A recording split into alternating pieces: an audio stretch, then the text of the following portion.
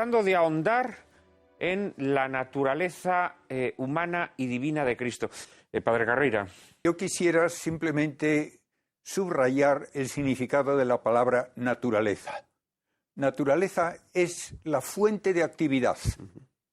De modo que en el momento en que tenemos dos niveles de actividad, tenemos dos naturalezas. Incluso podemos decir en la persona humana, en que hay actividad de orden biológico material y actividad de orden espiritual y psicológico, tenemos una doble naturaleza, pero unida en un único yo. En Cristo hay esto, pero hay un yo divino que tiene naturaleza divina, que hace actividades divinas, una naturaleza humana que hace actividades humanas, pero ambas se atribuyen al mismo sujeto único, que es el yo divino. Y eso es lo que explica toda nuestra redención. Y el tema vamos a ver. Sería interesante, don Leopoldo, trazar un breve bosquejo sobre el contexto, las circunstancias en las que surgen pues todas estas teologías o cristologías confusas, ¿no?, sobre la naturaleza de Cristo, el contexto también donde se pone en duda la historicidad de los evangelios, etcétera, etcétera. Sí, ahí ha estado muy bien indicado por parte de María en relación a un contexto de ideas en el siglo XVIII, incluso un poquito anterior, que es el contexto del deísmo británico, en donde sea por influjo de una nueva concepción de la naturaleza rígidamente mecanicista y sea por una nueva valoración de la historia, una serie de autores, fundamentalmente primero John Locke, en la razonabilidad del cristianismo, en donde es entendido el cristianismo como algo parejo y nivelado con la razón. Por tanto, el desnivel entre razón y misterio queda puesto en sospecha. Y después, el que es fundamentalmente el que constituye la doctrina deísta, John Toland, en Christianity Not Mysterious, un cristianismo sin misterios, digamos, da carta de naturaleza a esta doctrina. Esto en Inglaterra. Es recibido en Alemania fundamentalmente por Hermann Samuel Reimarus, que escribe en su Anónimo del Wolfenbüttel un texto cuyo sexto capítulo se titula De la pretensión de los discípulos de Jesús a propósito de la resurrección, y que después, posteriormente, Lessing publicará haciendo de un modo indirecto, pero claro, manifestación o haciendo propios estas doctrinas de Reimarus.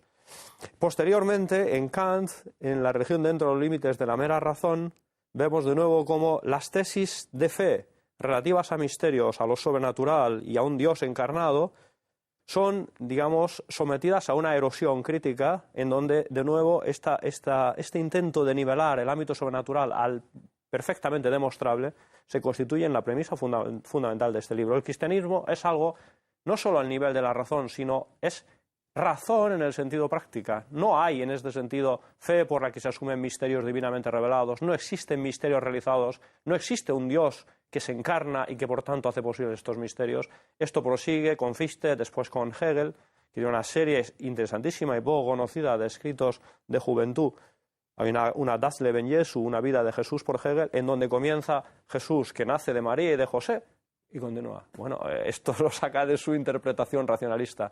Y esto llega después hasta autores fundamentalmente de cuño protestante, pero posteriormente, en la época, digamos, de confusión y de ideas revueltas, pasa a tener un influjo decisivo también en la teología católica de los años 60-80, según un estudio que yo recomiendo su lectura del padre Jean Galot, jesuita, Cristo Contestato, un escrito publicado en Italia el año 79. No conozco una cosa mejor escrita a propósito del obsesivo intento de humanizar, o sea, de tratar a Jesús únicamente como hombre, porque que era hombre es obvio, pero presentarlo únicamente como hombre.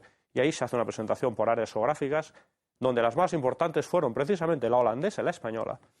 Y esto demuestra hasta qué punto influyó poderosamente, haciendo tambalear la fe no solo de simples fieles, sino de sacerdotes, y eso yo lo he visto. He asistido a predicaciones, a homilías que escandalizaban al pueblo. Lo que había de fondo era esta nueva presentación anticalcedoniana del misterio del Dios hecho hombre, que hundía sus raíces en esta revolución cultural, filosófico-teológica de inicios del siglo XVII y que luego prosigue. Esto es un campo de indagaciones interesante, pero simplemente... Bueno, y esto, claro, y 20 siglos después siguen perdurables, siguen explicando al hombre. Y uno dice, esto Jesucristo llegó a ello a través de su naturaleza humana o a través de su naturaleza divina? Esto es algo misterioso. Bueno, si volvemos al dibujo este de la mariposa, diríamos que en el ala izquierda, que es la divina, Cristo lo sabe todo. Lógicamente, si es Dios, ahí tiene un conocimiento de todas las cosas. Pero la naturaleza humana de Cristo está sometida a desarrollo como la nuestra. Y entonces, pues, ¿cuándo se enteró Jesucristo humanamente de su identidad divina? Pues a la edad que todo niño se entera toma conciencia de su yo. Es decir, a los 5 años, 6, no lo sé, por ahí. Es decir, yo tomé conciencia de mi yo como sujeto de acciones, pues a esa edad, ¿no? Y Jesucristo, a partir de esa idea, ya humanamente sabe que es el Hijo de Dios. Y por eso, cuando Jesucristo en el templo habla de su Padre, ¿no es cierto?, ya está hablando de su Padre en una relación que tenía que desconcertar totalmente a los judíos. Porque Jesucristo pretendía ser igual al Padre, como ha dicho el Padre Carreira, ¿no es cierto? Y Jesucristo, curiosamente, no se dice nunca en el Nuevo Testamento que tuviera fe en Dios. Ni una sola vez. Él no cree en Dios. Él ve al Padre y da testimonio de lo que ve. Entonces, pues viendo al Padre, puede hablar del Padre de una manera que se maravillaban en el templo de lo que estaba diciendo, porque eso era para los judíos absolutamente inaudito y por esa atribución de sabiduría, ¿no? Ahora, esto no quiere decir que Jesucristo después se haya aprovechado de esta condición para saberlo todo. Es decir, se habla en teología de que aparte de ese conocimiento humano y del conocimiento divino, tenía también un conocimiento profético relativo a su misión. Pero cuidado, ahí en ese conocimiento profético, por ejemplo, Jesucristo hace predicciones de la pasión, sabe lo que va a ocurrir. Sabe que va a morir, sabe que va a resucitar, sabe que va a ser crucificado, sabe que va a resucitar. Pero ahí termina todo. Es decir, no se ha querido aprovechar más de su condición divina para apabullar con sus conocimientos. Y así llega, por ejemplo, una expresión de Jesucristo, capítulo 13 de San Marcos, que dice sobre el fin del mundo, eso no lo sabe nadie, ni los ángeles, ni el Hijo, solo el Padre. Podía haberse aprovechado de su condición divina, pero ha querido realizar su misión, digamos, con los conocimientos necesarios y no pretender darnos conocimientos, pues no sé, si le preguntamos a Jesucristo si hay personas humanas en otros planetas, no nos va a responder, no sabe. ¿Entendido? Y lo dice muy claramente San Pablo, dice, a pesar de ser el Hijo, se rebajó, ekenos en se autón, haciéndose obediente hasta la muerte y muerte de cruz, por lo cual Dios lo exaltó. Eso es lo que se llama la kenosis de Cristo. Es decir, tiene un conocimiento del Padre único, ve al Padre, por supuesto que sí. Y surge inmediatamente y con coherencia de este énfasis puesto unilateralmente en la humanidad de Cristo, dejando de lado o incluso negando formalmente la divinidad de Cristo. Es la cuestión de la fe de Cristo. Fe la tiene un hombre en aquello que no ve.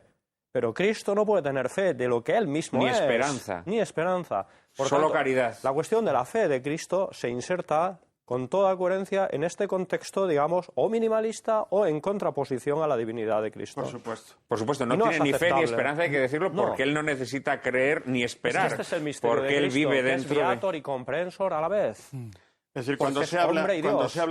tanto en la teología de hoy de la fe de Jesucristo, pues es un intento de negar su divinidad. Ya hace esto. Pablo.